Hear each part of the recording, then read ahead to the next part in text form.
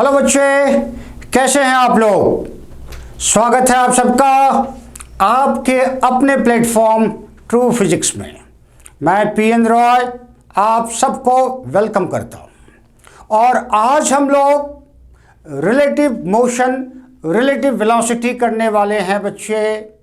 बच्चों को relative velocity में बहुत दिक्कत आती है। रिलेटिव वेलोसिटी वन डायमेंशन में हो सकता है, रिलेटिव वेलोसिटी टू डायमेंशन में हो सकता है। बच्चे वन डायमेंशन में तो रिलेटिव वेलोसिटी को मैनेज कर लेते हैं, उनको रिजल्ट याद होता है। क्या रिजल्ट याद होता है? सेम डायरेक्शन में जा रहा है तो वेलोसिटी का डिफरेंस ले लेते हैं, अपोजिट डायरेक्शन में जा रहा है तो वेलोसिटी का सम ले लेते हैं। तो इतना याद रख के वो वन डायमेंशनल मोशन के रिलेटिव वेलोसिटी के प्रॉब्लम को सॉल्व कर लेते हैं। लेकिन जब रिलेटिव वेलोसिटी टू डायमेंशन का केस आता है, जब रेन प्रॉब्लम आता है, जब रिवर प्रॉब्लम आता है, या जहाँ भी टू डायमेंशनल केस आ गया रिलेटिव वेलोसिटी का, ऐसे सिचुएशन को, ऐसे प्रॉब्लम को सॉल्व करने में बच्चों को दिक्कत होती है। आज मैंने ये डिसाइड किया है कि relative velocity be it in one dimension, be it in two dimension, दोनों ही केस को अच्छी तरह से, अच्छी प्रकार से आपको समझा देंगे, ताकि आने वाले समय में किसी भी सिचुएशन को हैंडल करने में आपको जरा भी तकलीफ नहीं होने वाला है। And you are going to enjoy the process. So let us begin. शुरू करते हैं बच्चे, आप हो जाइए तैयार। और हम रिलेटिव वेलोसिटी के वन डायमेंशनल केस को करने वाले हैं। पहले one dimensional case, relative velocity in one dimension हम पहले डिस्कस करेंगे, और इसको समझा लेने के बाद हम रिलेटिव वेलोसिटी टू डायमेंशन में जाएंगे बच्चे। तो पहली शुरुआत करते हैं हम relative velocity in one dimension. जैसा आप सब लोग जानते हैं बच्चे, motion itself is a relative term. Motion itself is a relative term. हम जब कहते हैं कि कोई ऑब्जेक्ट मोशन में है, तो हमें बताना पड़ता है कि वो ऑब्जेक्ट किसके रिस्पेक्ट में मोशन में है। क्योंकि एक object A may be in motion with respect to B, and same object A may be at rest with respect to another object C. आप अपने पापा के साथ कार में बैठ के कहीं जा रहे हैं, कार जा रही है, कार इज इन मोशन। आप पापा के बगल में बैठे हैं, आपकी मम्मी आपके साथ नहीं जा रही हैं, लेकिन वो बाहर गेट तक आती है आपको छोड़ने के लिए। वो आपकी जब कार चल पड़ती है तो आपकी मम्मी आपको देखती है कि आप मोशन में हैं। With respect to your mother you are in motion, but at the same time आपके पापा आपको देखते हैं और पापा की नज़रों में आप रेस्ट पे हैं। तो वही आप हैं। You are at rest with respect to your father and you are in motion with respect to your mother. So motion और रेस्ट, जैसा कि हम पहले भी बता चुके हैं, बताते रहे हैं, ये रिलेटिव टर्म है। जब हम कहते हैं कार इज मूविंग, कोई कार है और हम कहते हैं it is moving with 40 kilometre per hour, हम कहते हैं a car is moving at 40 kilometre per hour. क्या मतलब होता है इसका बच्चे? इसका मतलब होता है कि car is moving at 40 kilometre per hour with respect to ground, with respect to road, with respect to the earth। वही कार किसी दूसरे कार के रिस्पेक्ट में डिफरेंट वेलोसिटी से, डिफरेंट स्पीड से मूव कर रही होगी। तो जब हम कहते हैं कि ये 40 किलोमीटर पर आवर से जा रहा है, तो हमें ये समझना है कि दिस 40 किलोमीटर पर आवर जो है ये विथ रिस्पेक्ट टू रोड है, विथ रिस्पेक्ट टू ग्राउंड है।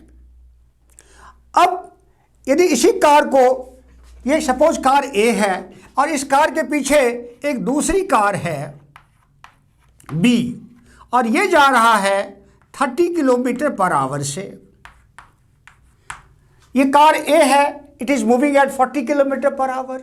उसके पीछे पीछे सेम डायरेक्शन में, डायरेक्शन सेम है दोनों का, दूसरी कार है उसके पीछे पीछे जा रही है, वो 30 किलोमीटर पर आवर है। तो जो कार बी का ड्राइवर है वो जब कार ए को देखता है तो उसकी नज़र में कार ए का स्पीड 40 किलोमीटर होगा? नहीं बच्चे। 30 किलोमीटर होगा? नहीं बच्चे। कार ए का स्पीड कार बी के रिस्पेक्ट में वेलोसिटी, स्पीड और velocity of A with respect to B कितना होने वाला है बच्चे? 40? नो। 30? नो। 10? यस। समझिए बच्चे, तो ये जो हमने निकाला है ये है relative velocity in one dimension. Velocity of A with respect to B निकाला हमने।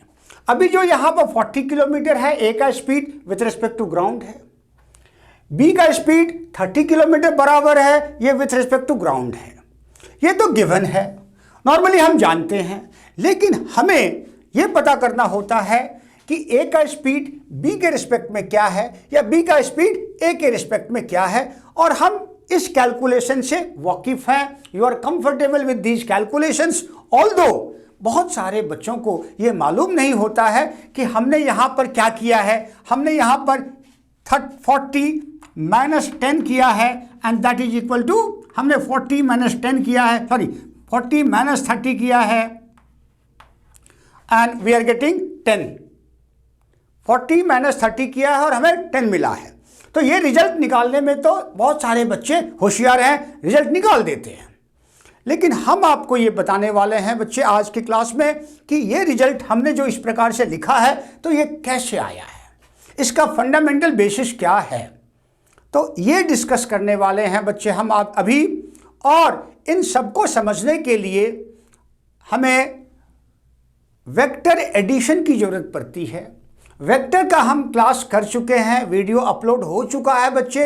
हम आपसे आग्रह करते हैं कि आप वेक्टर, स्केलर और वेक्टर पे जो हमारा लेक्चर है उसको पूरा सुनिए और आप समझिए कि हम दो वेक्टर को कैसे ऐड करते हैं, दो वेक्टर को हम कैसे सब्ट्रैक्ट करते हैं, because that addition and subtraction is what we need to get these things.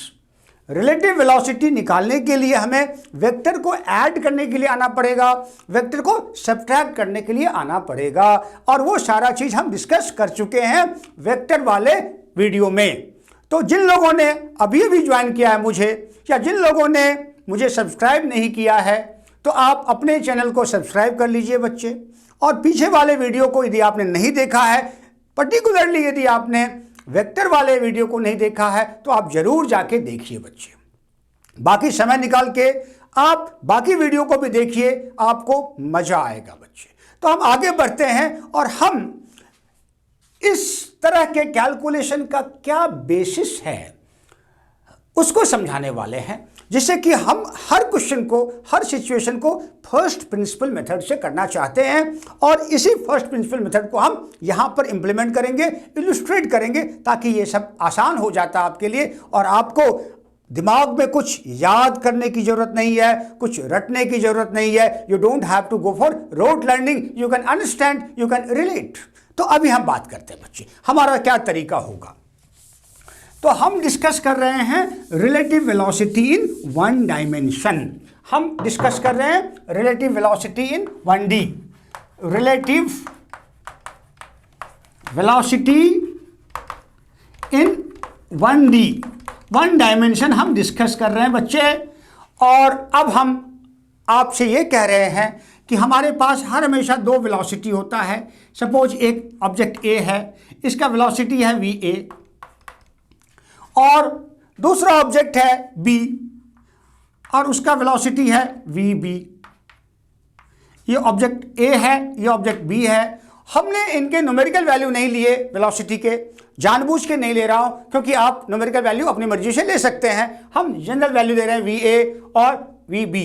Now this va is with respect to ground, this vb is with respect to ground. ये तो गिवन है, these are given, ये given है हमारे पास, given होता है हमारे पास, ये भी गिवन है हमारे पास। हमें समझना है कि हमारे पास होता क्या है, और फिर हमें ये समझना है कि हमें पाना क्या है, what we are going to get, और फिर हमें ये समझना है कि प्रोसेस क्या है, थॉट क्या है। ये 3 स्टेप होता है बच्चे हर एक सिचुएशन में। We have to understand what is given, क्या गिवन है। दूसरा कि क्या निकालना है, what is to be calculated.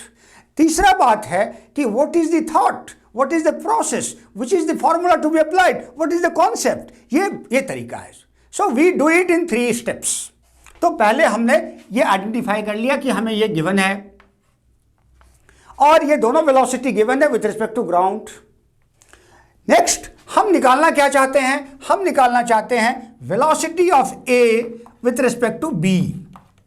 So we want to, this is called relative velocity of B, A with respect to B. इसको हम कहते हैं रिलेटिव वेलोसिटी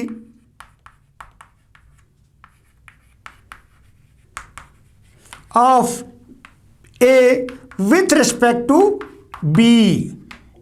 तो ये हम कैलकुलेट करना चाहते हैं। सो क्या गिवन है, क्लियर है, क्या हम कैलकुलेट करना चाहते हैं, ये भी क्लियर है। और थॉट क्या है, ये जो कैलकुलेशन होना है बच्चे, ये रिलेटिव वेलोसिटी है और रिलेटिव वेलोसिटी कैलकुलेट करने के लिए एक थॉट प्रोसेस है जो आपको समझना है, जो मैं समझा रहा हूं अभी। और एक बार आप समझ जाएंगे तो सारे सिचुएशन आपके लिए आसान हो जाता है। तो क्या सिचुएशन है, क्या थॉट प्रोसेस है बच्चे, देखते हैं। हम देखते हैं तो हमारे पास 2 वेक्टर है यहां बच्चे, देख लीजिए VA VB, VA VB 2 vector है हमारे पास। यदि हमें इन दोनों का रिलेटिव निकालना है to calculate relative velocity, what we have to do, हमें क्या करना है बच्चे, दोनों वेक्टर में से किसी एक को ऐसे ही लीजिए जैसा वो गिवन है। दोनों में से किसी एक को, ये पहला है ये दूसरा है, तो दोनों में से किसी एक वेक्टर को वैसे ही रिटेन कर लीजिए, वैसे ही रख लीजिए जैसा वो गिवन है। लीजिए हमने रख लिया ऐसे, VA को VAG को हमने जैसा ये दिया हुआ है ऐसे यहां पर ड्रॉ कर लिया without making any change in direction. अब जो दूसरा वेक्टर है B VBG, इसका अपोजिट वेक्टर ले लीजिए और उसको इस पर इंपोज कर दीजिए। इसका अपोजिट लेंगे बच्चे तो इसका अपोजिट होगा ऐसे माइनस VBG, और आपसे कहा जा रहा है इसको इसके ऊपर इंपोज कर दीजिए। Impose this negative of this vector on this. So diagram कैसा आएगा बच्चे, ये आएगा minus VBG। So now this is vector 1, this is vector 2। और हमने क्या किया, पहले वेक्टर को एज इट इज लिया है जैसा था, दूसरे वेक्टर का नेगेटिव वेक्टर लिया है और उसको पहले वेक्टर पे हमने इंपोज कर दिया है। ये हमारे पास फाइनली आया है बच्चे। देखिए आपको गिवन था, ये गिवन ये था, this was given, this situation was given. यहां से हमने ये ड्रॉ किया और यहां से हम यहां आ गए। देखिए बच्चे 3 स्टेप प्रोसेस, ये गिवन था, यहां से हमने ये ड्राइंग किया और इस ड्राइंग को हमने यहां पर लेके आए। बाकी अब हम बाकी को मिटा देते हैं बच्चे। देख लीजिए आप हमने क्या सब किया है, ये गिवन था, उसको हमने यहां पर ड्रॉ किया, रिड्रॉ किया, VB को VA को एज इट इज लिया है और VB का अपोजिट लिया है। उसके बाद हम इस VB के अपोजिट को VA पर इंपोज कर रहे हैं यहां पर बच्चे।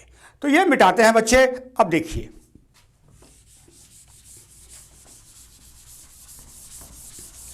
अब क्या है, now we have VA minus VB।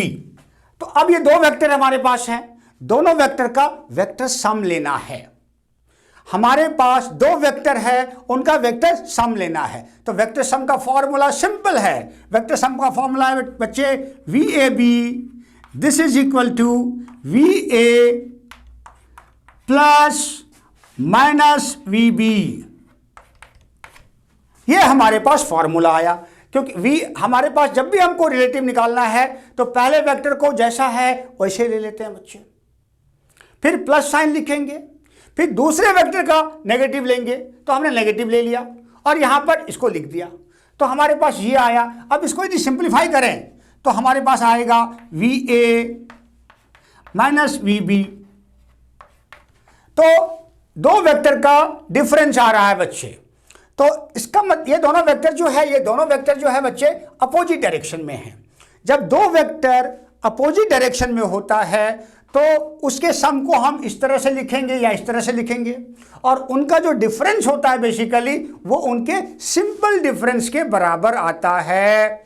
Difference of these two vectors which are in opposite direction, वो उनके सिंपल डिफरेंस के बराबर आता है, मतलब उनके मैग्नीट्यूड के सिंपल डिफरेंस के बराबर आता है। तो हम इसको लिख सकते हैं, this is equal to magnitude of V A minus magnitude of V B. ये पॉसिबल होता है बच्चे कब? जब ये वन डायमेंशनल का केस है। यदि ये वन डायमेंशन का केस नहीं है तो ये पॉसिबल नहीं है, तब तो हमें ये वर्कआउट करना होता है, बस इसको वर्कआउट करना होता है। और इसको कैसे वर्कआउट करते हैं बच्चे, या इसको कैसे वर्कआउट करते हैं? By using parallelogram law of vector addition. Parallelogram law of vector addition से हम इसका रिजल्ट निकाल लेते हैं, जो अभी हम शो करने वाले हैं बच्चे आपको। तो वन डायमेंशन में हमने क्या किया बच्चे? हमारे पास दो वेक्टर है, एक था हमारे पास वी ए और दूसरा हमारे पास था वी बी। हमने वी ए को एज इट इज यहां रखा और फिर वी बी का नेगेटिव वेक्टर लिया, इक्वल बट अपोजिट वेक्टर लिया और उसको वी ए पर इंपोज कर दिया। और फिर हम इन दोनों का वेक्टर सम लेते हैं। इन दोनों के वेक्टर सम को इस तरह से लिख सकते हैं बच्चे, this will reduce to this and in one dimensional case this will reduce to this. तो जब दो वेक्टर सेम डायरेक्शन में जा रहा है, वन डायमेंशन में जा रहा है, तो उनका जो रिलेटिव वेलोसिटी होगा वो उनके वेलोसिटी का सिंपल डिफरेंस होगा। और इसीलिए जो मैंने प्रीवियस केस में 40 और 30 लिया था, ए का स्पीड हमने 40 लिया था, बी जो उसके पीछे पीछे कार जा रही थी उसका स्पीड हमने 30 लिया था, और फिर कहा velocity of B with respect to A, sorry velocity of A with respect to B is 10। तो वो डिफरेंस लेके किया था, 40 - 30 किया था। तो 40 - 30 क्यों किया था वो हमने यहाँ पर आपको बच्चे एक्सप्लेन कर दिया है। आई होप आपको ये सिचुएशन अच्छी तरह समझ में आ रहा है। तो हमने अभी दो वेलोसिटी लिए, दोनों को सेम डायरेक्शन में लिया था और फिर रिजल्ट क्या मिलता है वो हमने आपको एक्सप्लेन किया है बच्चे। अब दूसरा केस हम करेंगे क्विकली, जिसमें कि हम उन दोनों को अपोजिट डायरेक्शन में लेंगे। एक राइट जा रहा है तो दूसरा लेफ्ट जा रहा है, और फिर हम उनका रिलेटिव वेलोसिटी कैलकुलेट करके आपको दिखाते हैं। फिर वन डायमेंशन उसी के साथ खत्म हो जाता है। फिर हम नेक्स्ट वीडियो में टू डायमेंशन डिस्कस करेंगे बच्चे। तो ये जो वीडियो है ये छोटा हम जानबूझ के रख रहे हैं ताकि आपको सारा चीज वन डायमेंशन का हर चीज एक बार में ही समझ में आ जाए। तो अगले 2-3 मिनट में हम दूसरा केस भी वन डायमेंशन का फिनिश कर देंगे और आपको एक एक चीज समझ में आएगा बच्चे। तो देख लीजिए, हम डिस्कस कर रहे हैं relative velocity in one dimension, और हमने रिलेटिव वेलोसिटी वन डायमेंशन में पहला केस कर लिया है। रिजल्ट आपके सामने है और आपको बिल्कुल समझ में आ रहा होगा बच्चे। अब हम दूसरा केस लेते हैं। हम लेते हैं ए, कोई ऑब्जेक्ट है ए, उसका वेलोसिटी है V A, it is moving towards right, initially it is moving towards right. अब दूसरा हम लेते हैं बी, इसका वेलोसिटी है V B and it is moving not towards right, it is moving towards left. It is moving towards left. That means A and B are moving in opposite direction. A and B are moving on straight line but in opposite direction. Opposite direction. और अब हमें velocity of A with respect to B चाहिए. That means we want relative velocity of A with respect to B. We want this. VAB चाहिए हमें. This is what we want. तरीका क्या है? तरीका पहले बता चुके हैं बच्चे। तरीका बहुत सिंपल है। एक वेक्टर को as it is रखिए. Retain first vector or one of the two vectors as it is. तो हम करके दिखाते हैं बच्चे। एक वेक्टर को जैसा गिवन है वैसा ही रखेंगे without changing its direction and value. So we retain it V A like this. we retain VA like this. It is given like this and we have written it like this. Now दूसरा जो vector है उसका negative लीजिए। इसके पहले भी हमने यही कहा था, अभी भी हम यही कह रहे हैं बच्चे कि इस वेक्टर का दूसरे वेक्टर का नेगेटिव वेक्टर लीजिए और उसको इस पर इंपोज कर दीजिए। तो इसका नेगेटिव क्या आएगा बच्चे? इसका नेगेटिव आएगा इधर की तरफ, ये माइनस VB होगा। इस वेक्टर का अपोजिट वेक्टर माइनस में होगा इधर। अब यह है कि बच्चे माइनस यहां नहीं लिखते, कंफ्यूजन हो सकता है आपको। ये टुवर्ड्स राइट को हम प्लस ले रहे हैं, तो ये जो गिवन है ये माइनस है। टुवर्ड्स राइट को यदि हम पॉजिटिव लेते हैं बच्चे, तो इसका अपोजिट माइनस VB होगा और इस माइनस VB का अपोजिट ये है, तो ये प्लस हो जाएगा बच्चे। इसका डायरेक्शन और इसका डायरेक्शन अब सेम है, मतलब velocity of A and velocity of B in opposite direction, they both have same direction. देखिए बच्चे, इसका साइन यदि हमने A लिया है, प्लस लिया है, तो इस VB का जो वेलोसिटी है उसका अपोजिट वेक्टर लेते हैं तो वो भी प्लस होगा।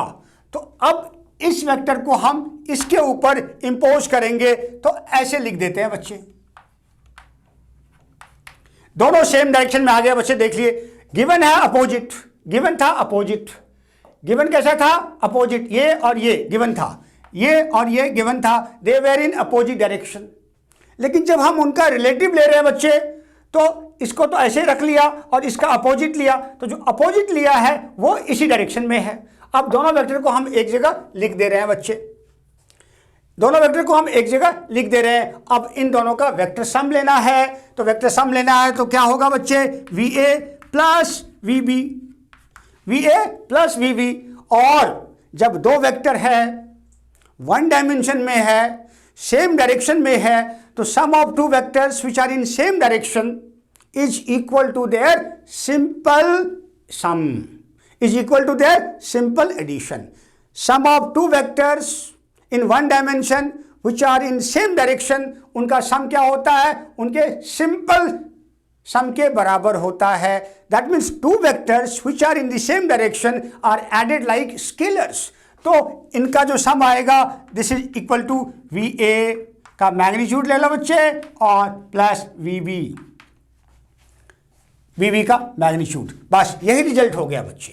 यदि हम VA का स्पीड लें 40 किलोमीटर पर आवर और VB का स्पीड लें 30 किलोमीटर पर आवर,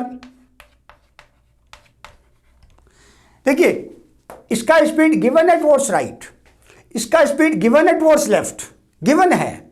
लेकिन जब हम इनका रिलेटिव लेते हैं तो इस गिवन का हम अपोजिट लेते हैं, इधर आ जाता है +30 और ये -30 होगा। अब हम इसे और इसे ऐड करते हैं, ये है हमारा 30 और ये है हमारा 40, दोनों को ऐड करेंगे तो 40 plus 30, this is coming out to be 70 kilometre per hour. That means यदि कोई दो कार है, दो ऑब्जेक्ट है, अपोजिट डायरेक्शन में जा रहा है ऑन स्ट्रेट लाइन, और उनका यदि हमको वेक्टर सम लेना है तो इट इज इक्वल टू, उनका यदि हमें रिलेटिव वेलोसिटी लेना है तो that relative velocity is equal to their simple sum of their velocities, equal to simple sum of their velocities. और वही रिजल्ट हमें यहां मिल रहा है। हमने वेक्टर के सिंपल एडिशन को यूज किया है, सिंपल एडिशन से ही हमने दोनों ही रिजल्ट ऑब्टेन किया है। मैं रिपीट कर रहा हूं बच्चे, क्या करना होता है हमें? प्रोसेस क्या है? प्रोसेस है कि आपके पास जो दोनों वेलोसिटी वेक्टर्स दिए हुए हैं उनको रिप्रेजेंट कर लीजिए अपने नोटबुक पे, बोर्ड पे। फिर आप पहले वेक्टर को जैसा वो दिया हुआ है ऐसे रिटेन करिए, दूसरे वेक्टर का नेगेटिव लीजिए, फिर पहले वेक्टर के साथ उसको ऐड कर लीजिए by using vector method, vector addition. जो रिजल्ट मिलता है वही रिजल्ट आपका करेक्ट रिजल्ट होता है। So basically we have to get this, हमें ये निकालना होता है बच्चे, हमें ये निकालना होता है। बस हमें जो है ये समझना। अब मैं इसे मिटा रहा हूं बच्चे और मैं फाइनल एक 1 मिनट का रिकैप दूंगा और ये relative velocity in one dimension खत्म हो जाएगा और आपको कोई दिक्कत नहीं होने वाली है बच्चे। फिर मैं एक छोटा सा सिचुएशन और डिस्कस करूंगा और फिर हम नेक्स्ट वीडियो में 2 डायमेंशनल रिलेटिव वेलोसिटी के केसेस को डिस्कस करेंगे बच्चे। तो अभी मैं आपको बता रहा हूं कि हमने क्या किया। हमने रिलेटिव वेलोसिटी VAB निकालने के लिए क्या किया हमने बच्चे, हमने VA लिया प्लस माइनस VB लिया और दोनों का सिंपल वेक्टर सम निकाल लिया। केस कुछ भी हो, सेम डायरेक्शन वाला हो या अपोजिट डायरेक्शन वाला हो, फॉर्मूला यही है बच्चे और इसी फॉर्मूले से आपका रिजल्ट आ जाता है। तो आपको कोई दिक्कत नहीं होने वाली है बच्चे, आपको एक एक चीज समझ में आएगा। अब मैं एक छोटा सा सिचुएशन आपको समझाना चाहता हूं। 1 डायमेंशन का प्रॉब्लम है, वो मैं आपको बता देना चाहता हूं। ऐसे कई बार प्रॉब्लम पूछे जाते हैं, नीट में कई बार JEE मेंस में पूछे गए हैं, तो मैं आपको वो सिचुएशन समझा देता हूं। Time taken by a train to cross completely an electric pole, इस तरह का सिचुएशन आता है बच्चे। और an electric pole A case में और B केस में a bridge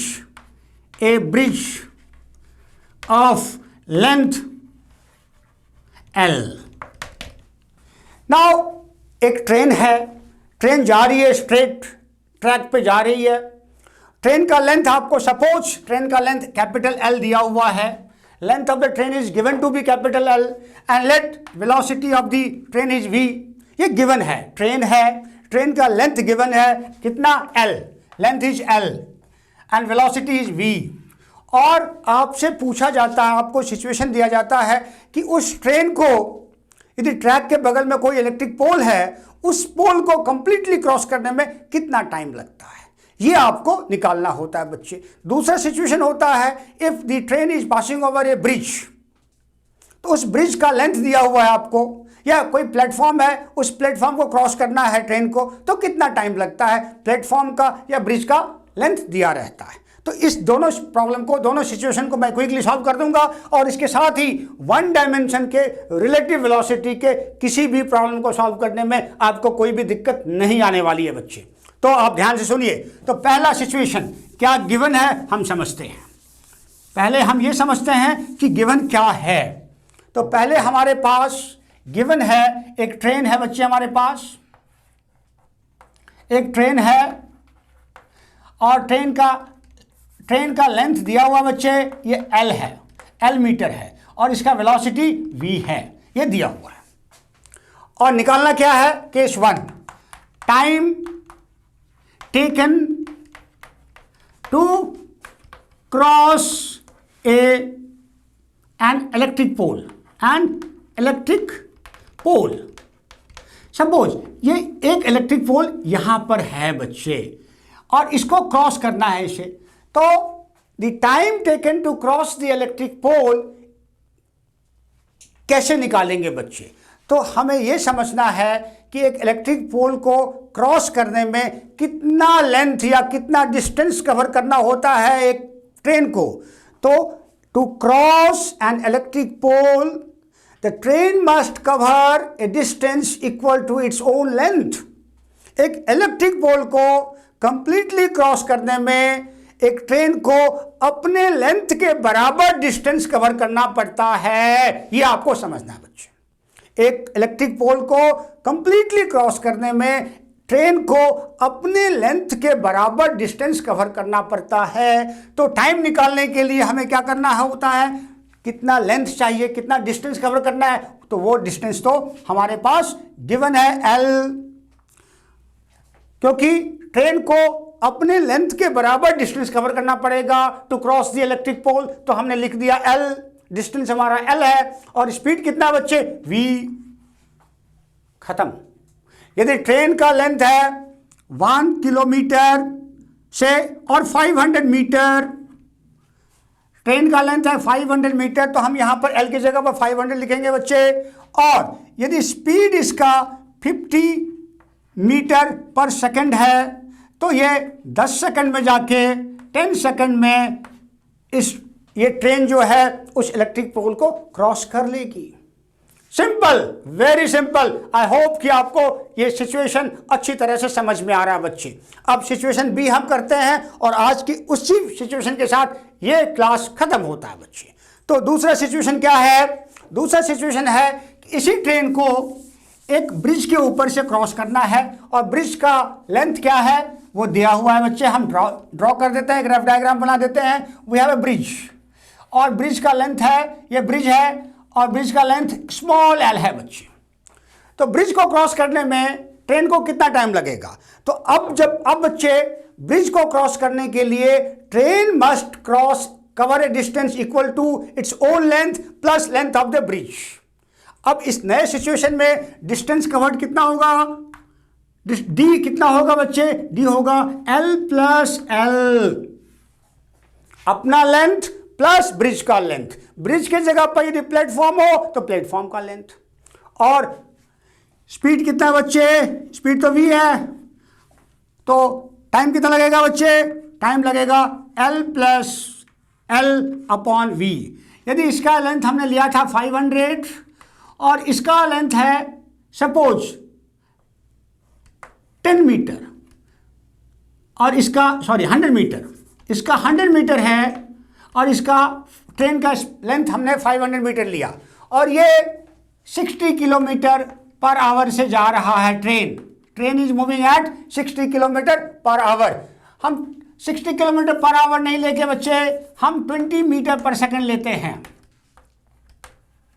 हम 20 मीटर पर सेकंड लेते हैं, तो फिर क्या हो जाएगा बच्चे? टाइम कितना निकलेगा? देखिए एल हो गया 500 मीटर प्लस 100 मीटर अपॉन 20, तो 600 मीटर अपॉन 20। कितना टाइम लग जाएगा बच्चे?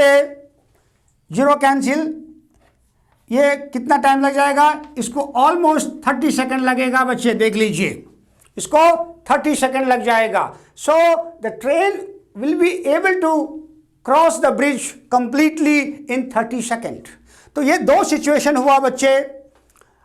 ऑल टुगेदर हमने 4 सिचुएशन बताया आपको वन डायमेंशन में। पहला सिचुएशन, 2 कार है, सेम डायरेक्शन में जा रहा है, उनका रिलेटिव वेलोसिटी कैसे कैलकुलेट करेंगे।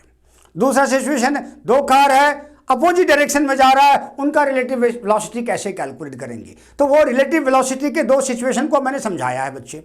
अब हमने 2 केस लिया है ट्रेन से रिलेटेड। ट्रेन को एक इलेक्ट्रिक प्लेटफॉर्म, एक इलेक्ट्रिक पोल को क्रॉस करने में कितना टाइम लगता है, उसका कॉन्सेप्ट मैंने बताया है बच्चे।